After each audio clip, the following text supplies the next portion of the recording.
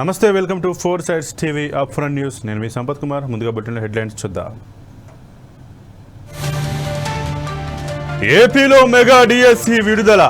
16,374 పోస్టులతో notification.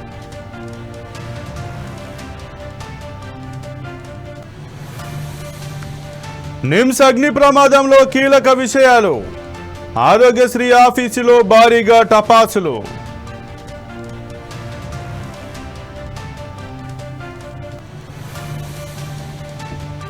నెల్లూరులో నారాయణ పర్యటన. పలు అభివృద్ధి పనులకు శంకుస్థాపన.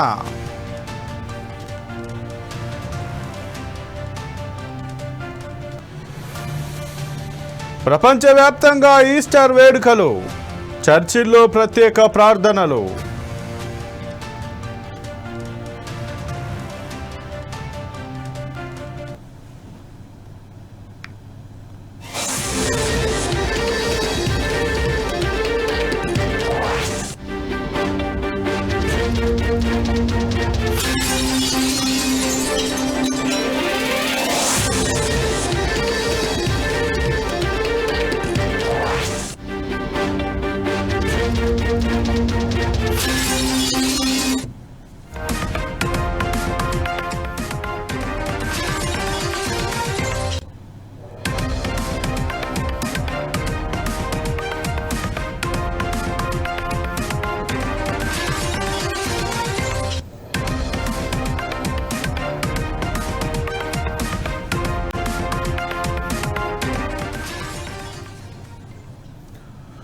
ఇవాళ ఏపీ డిఎస్సి నోటిఫికేషన్ విడుదల కానుంది. ఇందులో భాగంగా 16,347 పోస్టులు భర్తీ చేయనున్నారు. నోటిఫికేషన్కు సంబంధించిన పూర్తి సమాచారం, సంబంధిత జీవోలు, ఖాళీల వివరాలు, షెడ్యూల్, సిలబస్ ఉదయం 10 గంటలకు అందుబాటులోకి రానుంది. ప్రభుత్వం ఇప్పటికే డిఎస్సి వయోపరిమితిని 42 ఏళ్ల నుంచి 44 ఏళ్లకు పెంచింది. అధికారిక వెబ్సైట్లో డిఎస్సికి దరఖాస్తులు స్వీకరించనున్నారు. డిఎస్సి నోటిఫికేషన్లో మొత్తం 16,347 పోస్టులను భర్తీ చేస్తున్నారు. ఇందులో జిల్లా స్థాయిలో 14,088, state zone level 2,259, secondary teacher grade ఖాళీలు 6,599 పోస్టులు ఉన్నాయి. 13 ఉమ్మడి జిల్లాల సబ్జెక్టుల వారీగా ఖాళీలను భర్తీ చేయనున్నారు. డిఎస్సి దరఖాస్తుల స్వీకరణ ఏప్రిల్ 20వ తేదీ నుంచి మే 15 వరకు జరగనుంది. ఇక మాక్ టెస్టులు మే 20 నుంచి నిర్వహిస్తారు. మే 3వ తేదీ నుంచి హాల్ టికెట్లు డౌన్లోడ్ చేసుకోవచ్చు. ఈసారి ఆన్లైన్ పరీక్షలను నిర్వహిస్తున్నారు. జూన్ 6 నుంచి జూలై 6 వరకు ఈ పరీక్షలు జరుగుతాయి. ప్రాథమిక కీ అన్ని పరీక్షలు పూర్తయిన రెండో రోజు అందుబాటులో ఉంచుతారు. ఫైనల్ కీ అభ్యంతరాలు ముగిసిన వారం తర్వాత విడుదల చేస్తారు. ఇక చివరగా మెరిట్ జాబితా విడుదల చేయనున్నారు.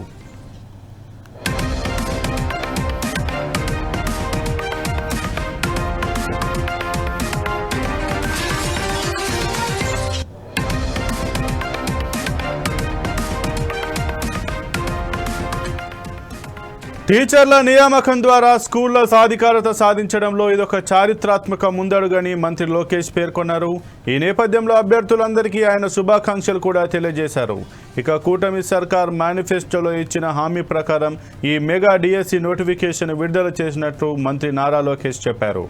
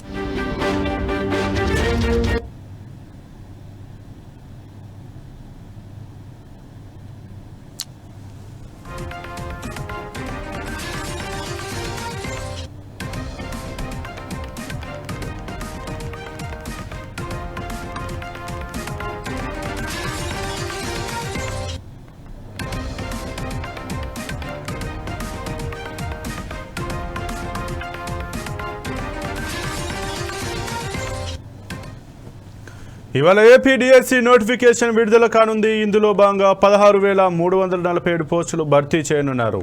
నోటిఫికేషన్కు సంబంధించిన పూర్తి సమాచారం, సంబంధిత జీవోలు, ఖాళీల వివరాలు, షెడ్యూల్, సిలబస్ ఉదయం 10 గంటలకు అందుబాటులోకి రానుంది. ప్రభుత్వం ఇప్పటికే డిఎస్సి వయోపరిమితిని 42 ఏళ్ల నుంచి 44 ఏళ్లకు పెంచింది.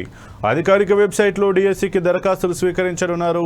డిఎస్సి నోటిఫికేషన్లో మొత్తం 16,347 పోస్టులను భర్తీ చేస్తున్నారు. ఇందులో జిల్లా స్థాయిలో 14,088, state zone level 2,259, secondary teacher grade ఖాళీలు 6,599 పోస్టులు ఉన్నాయి. 13 ఉమ్మడి జిల్లాల సబ్జెక్టుల వారీగా ఖాళీలను భర్తీ చేయనున్నారు.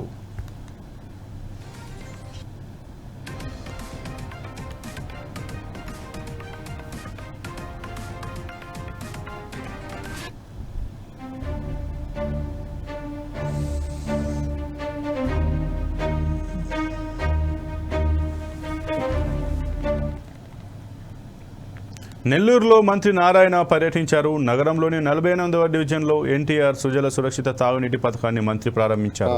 ₹2కే 20 లీటర్ల నీటిని అందించడం ఆనందంగా ఉందని మంత్రి తెలిపారు. పేదల కోసం 2018లోనే ఎన్టీఆర్ సుజల స్రవంతికి శ్రీకారం చుట్టారన్నారు.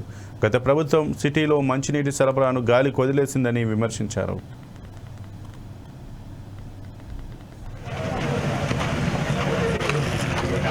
ప్రసాద్ నిరుపులు ప్రసాద్ 2014-19లో ఈ రాష్ట్రంలో ఉన్న అన్ని మున్సిపాలిటీస్లో అనేకమైన పథకాలు మేము ముందుకు తీసుకొచ్చాం. వాటిలో ఎన్నో కంప్లీట్ చేసాం, కొన్ని మధ్యలో ఆగిపోయినాయి. అయితే గత ప్రభుత్వం వాటిని నిర్విరామం చేస్తూ వాటిలన్నిటి పక్కన పడేసింది. మా మీద కోపంతో ఆ రోజు తెలుగుదేశం మా మీద కోపంతో ప్రజలను ఇబ్బంది పెట్టింది. అందులో ఒకటి ఈ ఎన్టీఆర్ సుజల పథకం. ఆ రోజు ముఖ్యమంత్రి గారు ఎన్టీఆర్ సుజల పథకం ద్వారా పేదలకి కేవలం ₹2కే 20 లీటర్లు ఇవ్వాలి వాటరు, స్వచ్ఛమైన వాటర్ ఇవ్వాలని ఈ పథకాన్ని రచించి రాష్ట్రంలో అనేక మున్సిపాలిటీస్లో అనేక గ్రామ పంచాయతీల్లో దీన్ని స్టార్ట్ చేశారు. నేను కూడా ఆ రోజు నాకున్న 110 మున్సిపాలిటీలో ఎన్నో మున్సిపాలిటీస్లో స్టార్ట్ చేయించాను. నెల్లూరులో ప్రత్యేకంగా అయితే 60 మదర్ ప్లాంట్లు, 6 మదర్ ప్లాంట్లు, 120 చిన్న ప్లాంట్లు ఆ రోజు యాక్చువల్గా ప్రారంభించాను. నెల్లూరు సిటీకి అయితే 2,75 లక్షలు ఖర్చు పెట్టాము. నెల్లూరు సిటీ వరకు తీసుకుంటే 3 మదర్ ప్లాంట్లు, 60 చిన్న ప్లాంట్కి 2,75 లక్షలు, మరొక 4,50 లక్షలు ఖర్చు పెట్టుంటే దాదాపు 15,000 కుటుంబాలకి చక్కగా నీరు వచ్చిండేది. ప్రతి ఒక్కరికి 135 లీటర్ల స్వచ్ఛమైన త్రాగునీరు వచ్చిండేది. 135 లీటర్లు 15,000 కుటుంబాలకు వచ్చిండేది. కానీ గత ప్రభుత్వం మా మీద కోపంతో వాటిని నిర్విరామం చేసి ప్రజలు ట్యాక్సుల ద్వారా కట్టిన ₹2,75 లక్షల పక్కన పడేసింది. 5 ఏళ్ళు అది మూలపడిపోయింది, దాని ఉపయోగం లేకుండా పోయింది. కానీ మళ్ళా ఈ ప్రభుత్వం రాగానే గత ప్రభుత్వం 10 లక్షల కోట్ల రూపాయలు అప్పు చేసి ప్రజల మీద భారం వేసేసి వెళ్ళిపోయినా మా ముఖ్యమంత్రి గారికి ఉన్న అపార అనుభవంతో ఈరోజు ఒక్కొక్కటి బయటకు తీసుకొస్తున్నారు. ఈ నేపథ్యంలోనే మున్సిపల్ శాఖలో ఉన్న అనేక పనులు మొదలుపెట్టాం. అన్నిటికంటే ముఖ్యమైనది మున్సిపాలిటీలో ప్రజలు కట్టే యొక్క సొమ్ము ఏదైతే ట్యాక్స్ రూపంలో ఉంది అది ఆ మున్సిపాలిటీలే ఖర్చు పెట్టుకునేటట్టుగా ఈరోజు ముఖ్యమంత్రి గారు వెసులుబాటు ఇచ్చారు. దానికి ముఖ్యమంత్రి గారికి ప్రత్యేకంగా ధన్యవాదాలు తెలియజేస్తున్నాను. చాలా సంతోషంగా ఉంది. ఎందుకనంటే 2014-19లో ఈ రాష్ట్రంలో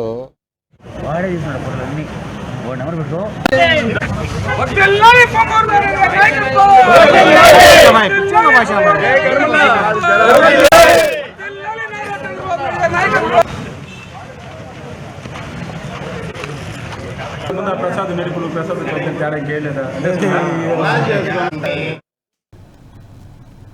అసభ్యకర పోస్టులు పెట్టిన కేసులో నటి శ్రీరెడ్డి పోలీసుల విచారణకు హాజరయ్యారు.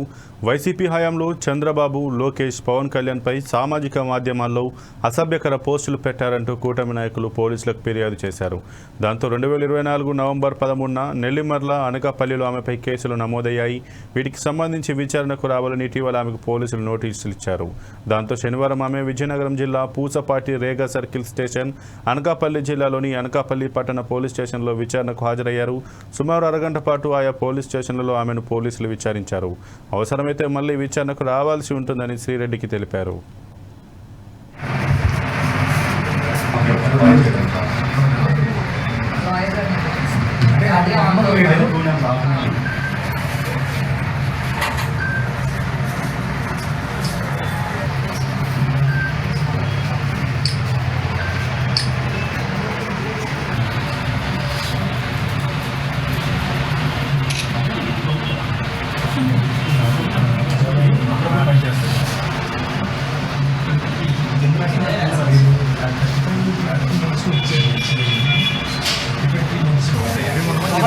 అమ్మ ధైర్యం ఏం భయపడదు సరేనా అందరూ అందరూ మొత్తం అందరూ సపోర్ట్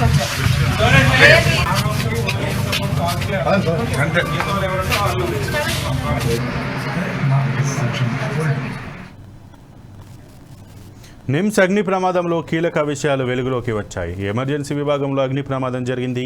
ఆసుపత్రి 5వ అంతస్తులో భారీగా మంటలు ఎగిసిపడ్డాయి. శనివారం సాయంత్రం అగ్ని ప్రమాదం జరిగిన బ్లాక్లోనే భారీగా టపాసులు గుర్తించారు. దీంతో టపాసులకు నిప్పు అంటుకుంటే పరిస్థితి ఏంటి అని అధికారులు సీరియస్ అయినట్టు తెలుస్తోంది. ఎమర్జెన్సీ బ్లాక్లో క్రాకర్స్ ఎందుకు ఉన్నాయి, రోగులకు వైద్యం అందించే చోట టపాసులు పెట్టిందెవరు అనే కోణంలో విచారణ చేస్తున్నారు. మంటలను ఆర్పే క్రమంలో టపాసులను గుర్తించింది సిబ్బంది.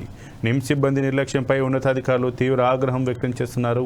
ఇక నిమ్స్ ఆసుపత్రి అగ్ని ప్రమాదంపైన తెలంగాణ ఆరోగ్య శాఖ మంత్రి దామోదర్ రాజనరసింహ స్పందించారు. ఈ ప్రమాద సంఘటనలో రోగులకు ఎలాంటి హాని జరగలేదని వివరించారు. ఆస్తి నష్టం పెద్దగా జరగలేదని కూడా పేర్కొన్నారు. వేసవికాలం అగ్ని ప్రమాదాలు ఎక్కువగా జరిగే అవకాశం ఉన్న నేపథ్యంలో జాగ్రత్తగా ఉండాలని ఆదేశించారు. ఆసుపత్రి సిబ్బంది అప్రమత్తంగా ఉండాలని పేర్కొన్నారు మంత్రి దామోదర్ రాజనరసింహ.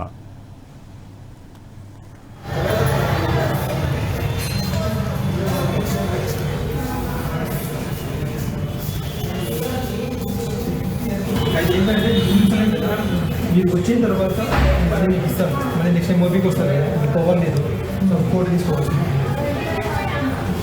మాకు వచ్చినప్పుడు మళ్ళీ ఓటింగ్ వస్తారు కదా, రెడీ ఇస్తే మీకు 150 అమౌంట్ ఇస్తారు. ఏదైతే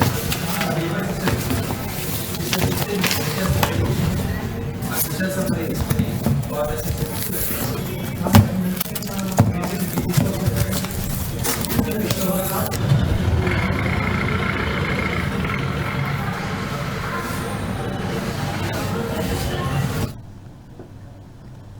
అమరావతిలో స్వచ్ఛాంధ్ర స్వచ్ఛ అమరావతి కార్యక్రమం జరిగింది. ఇందులో ఎమ్మెల్యే భాష్యం ప్రవీణ్ పాల్గొన్నారు. ఈ సందర్భంగా మ్యూజియం సెంటర్ నుంచి గాంధీ విగ్రహం వరకు ర్యాలీ నిర్వహించారు.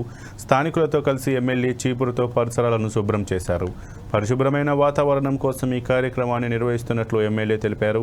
2047 నాటికి రాష్ట్రాన్ని స్వర్ణాంధ్రగా మార్చే దిశగా సీఎం కృషి చేస్తున్నట్లు చెప్పారు.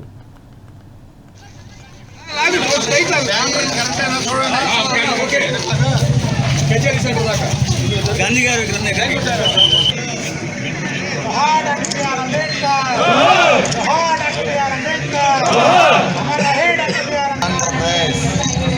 ఓకే సార్ రమేష్ ప్రతిరోజు కొంత సమయం కేటాయిస్తారని నా వంతు కృషిగా స్వచ్ఛత కార్యక్రమాల కొరకు శ్రమదానం చేసి పరిశుభ్ర ఆంధ్రప్రదేశ్ సాధించే సంకల్పానికి కట్టుబడి ఉండాలని ఈ రోజు పరిశుభ్రత గురించి నేను వేసిన ఈ ముందడుగు ఆంధ్రప్రదేశ్ రాష్ట్రాన్ని, అమరావతి ప్రాంతాన్ని శుభ్రపరచడంలో సహాయం చేస్తుందని నమ్ముతూ ఈ రోజు నుండి నా తోటి వారికి స్వచ్ఛతపై మరియు ఎలక్ట్రానిక్ వ్యర్థాలను సేకరించి వాటిని శాస్త్రీయంగా తొలగించడంపై ఖమ్మం జిల్లా తిరుమలాయపాలెంలో భూభారత్పై అవగాహన కల్పించారు. ఈ సదస్సులో ఇన్ఛార్జ్ కలెక్టర్ శ్రీజతో పాటు పలువురు అధికారులు పాల్గొన్నారు. భూభారత్పై సమస్యలను రైతులు కలెక్టర్కు విన్నవించుకున్నారు.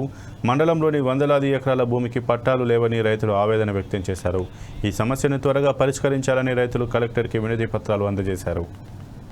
ఇది గతంలో 2020లో అక్టోబర్ 12 నుంచి నవంబర్ 10 తారీఖు మధ్య దరఖాస్తులు మాత్రమే ఇప్పుడు ఆ విలేజ్లో పాస్బుక్ ఉంటే అందులోనే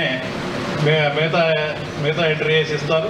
వచ్చిన దరఖాస్తుల్ని ఆర్డీ కూడా 2014 జూన్ 2 కంటే ముందు కొని ఉండాలి. స్థానిక విచారణ నోటీసులు ఇచ్చి తర్వాత రిజిస్ట్రేషన్ అయ్యాయి. సంవత్సరంలోగా దరఖాస్తు చేసుకోవచ్చు అని చెప్పుకున్నాం. రెవెన్యూ డివిజనల్ అధికారి జిల్లా వీరు తీసుకున్న నిర్ణయాలపై ఏమైనా అభ్యంతరాలు ఉంటే రిజిస్ట్రేషన్ చేయడం జరుగుతుంది.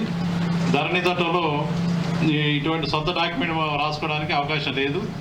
సర్వే మ్యాప్ కూడా ధరణి చట్టంలో లేదు. వారసత్వంగా వచ్చిన భూముల మ్యూటేషన్ సంబంధించి మనం ఇంతకుముందే చెప్పుకున్నాం యాక్ట్లో.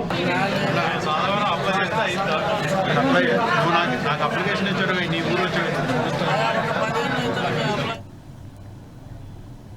ఖమ్మం జిల్లాలో ఈస్టర్ వేడుకలు ఘనంగా జరుగుతున్నాయి. సుబ్లెట్ చర్చిలో క్రైస్తవులు ఈస్టర్ శుభాకాంక్షలు తెలుపుకున్నారు.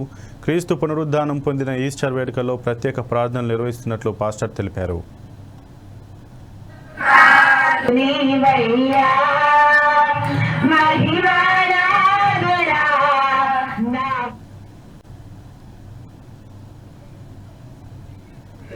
క్రైస్తవ బలం ఏంటంటే, క్రైస్తవ శక్తి ఏంటంటే దేని మీద ఆధారపడ్డది అని అంటే క్రీస్తు పునరుద్ధానం మీద మాత్రమే ఆధారపడ్డది. హల్లెలూయా. క్రీస్తు పునరుద్ధానం లేకపోతే మన విశ్వాసం వ్యర్థం. క్రీస్తు పునరుద్ధానం లేకపోతే మనం చేసే ప్రార్థనలు వ్యర్థం. ఒకవేళ క్రీస్తు పునరుద్ధానం లేకపోతే క్రైస్తవ్యమే చెప్పండి అమ్మా వ్యర్థం. మీ విశ్వాసం వ్యర్థమే, మీ ప్రార్థన వ్యర్థమే, అది మీరు ఎంచుకున్న మార్గం కూడా వ్యర్థమే. ఎందుకంటే యేసు లేఖనాలు నెరవేరినట్లుగా ఈ లోకానికి వచ్చి ప్రాణం పెట్టాడు, తిరిగి లేచాడు. అనేక రకాలైనటువంటి రుజువులు, అనేక రకాలైనటువంటి కారణాలు ఈరోజు తెలుగు బిడ్డగా గొప్ప గొప్ప వారికి సాధ్యపడదు. అభివృద్ధికి సీఎం చంద్రబాబు బ్రాండ్ అని ఎమ్మెల్యే సోమిరెడ్డి అన్నారు. రాష్ట్ర అభివృద్ధి కోసం నూతన ఉత్సాహంతో ముందుకెళ్తున్నట్లు తెలిపారు. సీఎం చంద్రబాబు 75వ పుట్టినరోజు వేడుకలను ఘనంగా నిర్వహించారు. ఈ వేడుకల్లో పాల్గొన్న ఎమ్మెల్యేకు సీఎంకు శుభాకాంక్షలు తెలిపారు.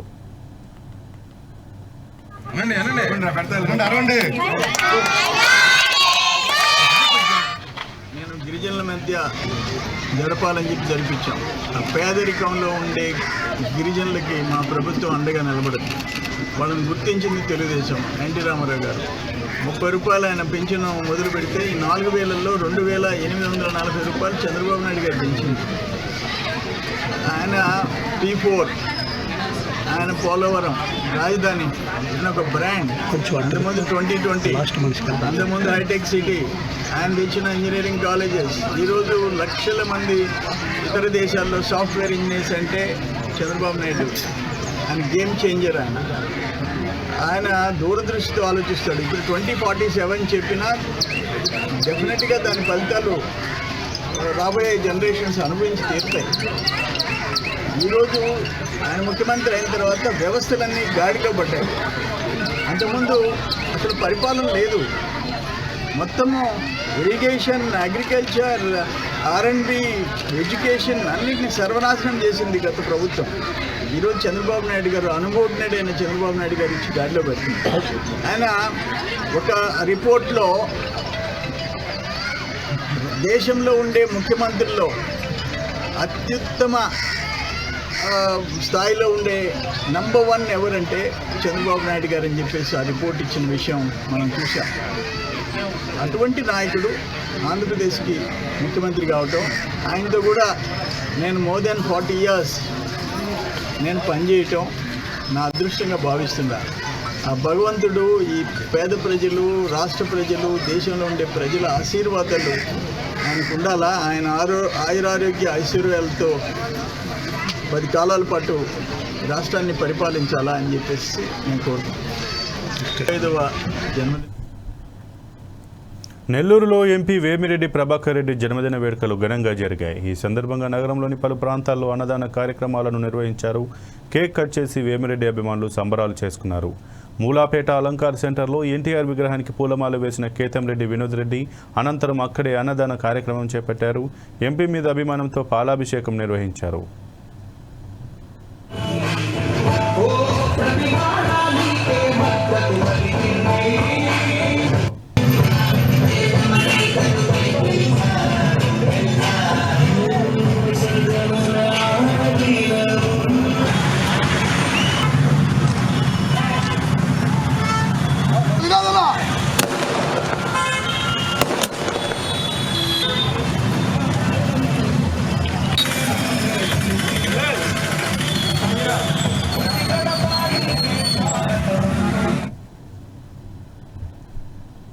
బంజారాహిల్స్లో యువతి ఆత్మహత్యా యత్నంకు పాల్పడింది. కొత్తగా నిర్మిస్తున్న ప్రైవేట్ ఆసుపత్రి భవనం టెర్రస్ పైకెక్కి దూకుతానని బెదిరించింది.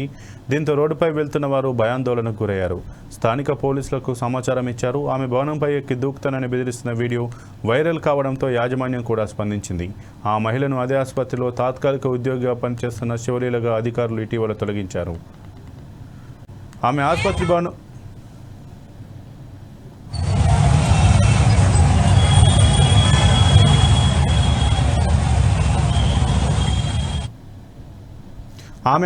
భవనంపైకి ఎక్కి తన ఉద్యోగాన్ని తిరిగి తనకు ఇవ్వాలని డిమాండ్ చేసింది. ఆసుపత్రి అధికారులు స్పందించి దాదాపు 2 గంటల పాటు టెర్రస్పై ఆమెతో చర్చలు జరిపారు. ఆమె డిమాండ్లకు యాజమాన్యం సానుకూలంగా స్పందించడంతో ఆమె దిగి వచ్చింది. ఈ సంఘటన కారణంగా రద్దీగా ఉండే ఆ ప్రాంతంలో చాలాసేపు ట్రాఫిక్ జామ్ అయింది.